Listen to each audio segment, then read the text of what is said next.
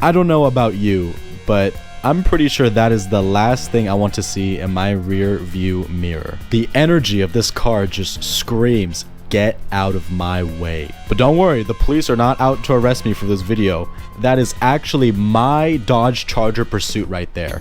Specifically, it is the 2019 all-wheel drive V8 variant of the Pursuit Edition. Now at this point you might be wondering, why in the world did I buy this car? Well, stay tuned in this video because I'm going to explain to you every single detail about this car and why it makes it truly a gem. This is your Dodge Charger, but the Pursuit Edition. Dodge essentially took the Charger and slapped some heavy-duty steel rims onto it, heavy-duty brakes, a giant front crash bar, the lighting system of course, and this spotlight on the driver's side for spotting any potential criminals. And then on the trunk we have the whole sensor system, and then as we pop the trunk, it's very interesting. About a third of the trunk is taken up by the entire radio and lighting system. Now that is not just it. Some upgrades also happen underneath the hood. If we go here and check it out, we can hear the beautiful idle of the 5.7 liter Hemi. I'll get the microphone right now, right up close to the engine so you can hear it. A bit more about this engine. We're making about 370 horsepower, 370 foot-pounds of torque. So she's got definitely plenty of power, sending it to all four wheels, and it's great on this snowy weather we have here. So aside from the beautiful V8 engine we got here, we got twin fans. That's an upgrade from the single fan found in the conventional Chargers. And then also we have a heavy-duty radiator to help expel heat when, of course, you're sending it trying to chase whoever you're after. I'm sure you're asking at this point, how the hell did I get this car? Well, let's answer that question at the beginning. So I was online shopping for an all-wheel drive vehicle. I needed 4 tires putting power down, as we see with this icy, snowy weather in the Midwest. So I had a few options.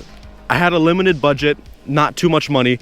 So it was either I'm going to get an older European vehicle with all-wheel drive, or potentially something like this. This was actually brought to my interest by a friend. He was like, hey, you know, I know you're looking for all-wheel drive. Why don't you look at these Dodge Charger Pursuits? And I was like, wait, what? Dodge makes Chargers and all-wheel drive? So I went online and there were Dodge Chargers being sold in all-wheel drive, and better yet with the V8 power plant, which was really what I was after. So after some looking around online, I found a listing for a Pursuit vehicle with all the equipment still on the vehicle on sale. And I thought it was the coolest thing in the world. I mean, look, it's got the crash bar still set up. The light bar is still there, although of course it's not in use. And let's see, what else do we have? We have in the trunk, I already showed you guys, but you got to see this again. It's unbelievable. Of course, we see the all-wheel drive Charger badge right there. And then look at this. We have a whole electronic system in the rear. Takes up a good amount of the trunk, but this really reminds you that you're driving a police vehicle. So back to the story. As I was shopping, I found this vehicle with everything still equipped, and I didn't really believe it. How could a civilian purchase a vehicle like this? So you knew I had to look into it further. I called them up. I said, hey, what's up with this vehicle? It looks awesome. Why are you guys selling it like this? And I showed up to the dealership to test drive it.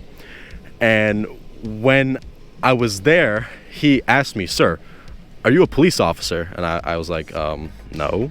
Usually these vehicles with the light bar, crash bar, and the whole light system and intercom system set up, they sell with a permit, essentially saying you can only sell these vehicles to law enforcement. However, he told me this vehicle was not shipped with one. So he told me legally I could sell you the vehicle, and it's completely legal. He's able to write it to me. So I was like, that is very fascinating that for some reason this vehicle was not shipped with a permit saying civilians couldn't buy it. So, you know, I jumped on the opportunity and now I have it. But I think what's the more important question is, how does it drive? So let's hop into the driver's seat and go for a drive. You know what? I challenge you guys to find a better car for $20,000 that's all-wheel drive, comes with a V8, and has about 400 horsepower, and is reliable. Try to find a vehicle like that, because if you guys can find one better than this one, I will trade in this car and buy it, all right? I bought this car because it is reliable. It's got the V8 power plant. It's all-wheel drive. This thing hauls ass in the snow. It's really a dream for snowy conditions, and it's fun to drive as well. I wanted a vehicle that still had a little bit of sports car in it. Of course, this is not a Ferrari. Like, what can I... Oh, it also has a column shifter. Let me mention that to you guys. You guys see this right here? Very, very unconventional, and that's what I love about this car. It's all unconventional. So let's lift off, and let's talk a little bit more about the power plant on this car. This has a 5-speed automatic, which is very interesting. You wouldn't expect a 2019 vehicle to be shipped with a 5-speed transmission, but it does, and there's a good reason for it. These all-wheel drive Chargers, and I mean, let me just preface by saying there's a reason why Dodge doesn't really make Chargers in all-wheel drive, and it's just because of the limited amount of space underneath the hood. The reason why they needed this 5-speed transmission versus a 6 or 8-speed, which is found in most new Chargers, is because of the limited space, and also from what I've heard online, the reliability that these police departments wanted from Charger. They knew that the old Mercedes transmission found in these vehicles, the 5-speed, I believe it's like early 2000s Mercedes transmission 5-speed, and that's what these cars come equipped with. The police department said, hey, look, keep it the same. We don't want to introduce any new transmissions into the vehicle. We want to just keep it old, sound, stable. We know this transmission works, so let's just roll with that. And that's what Dodge did. But it's important to note that they discontinued the V8 Dodge Chargers very recently. I believe it was like 2020 or 2021, which kind of sucks. This is like the pinnacle of American vehicles, and now they're moving away from V8s. They're downsizing to V6s, turbocharging their engines. So I like this vehicle because it's a piece of history. One of the last years of the Pursuit Edition model having a V8 and all-wheel drive. It's really a one-of-a-kind vehicle. So how does the 5-speed drive? It's a little bit clunky, I have to be real. It's 5 speeds. You don't get that instantaneous response that you get from a 6 or 8-speed transmission. When you shift, instead of going from like 5,500 RPM to a reasonable like 42, it's gonna drop you down to like 3,800, 3,700 RPM, which on an engine like this, it's not really a big deal. We have the Hemi, we have the torque, but still the car feels a little bit laggy, and that's to be expected. This is a police vehicle. It wasn't meant to be a supercar, essentially.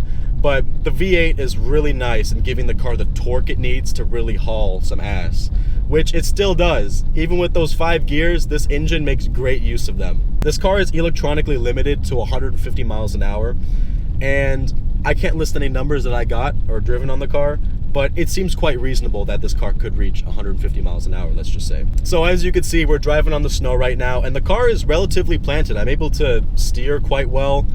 The car feels completely planted. It's really nice that this car is pretty heavy.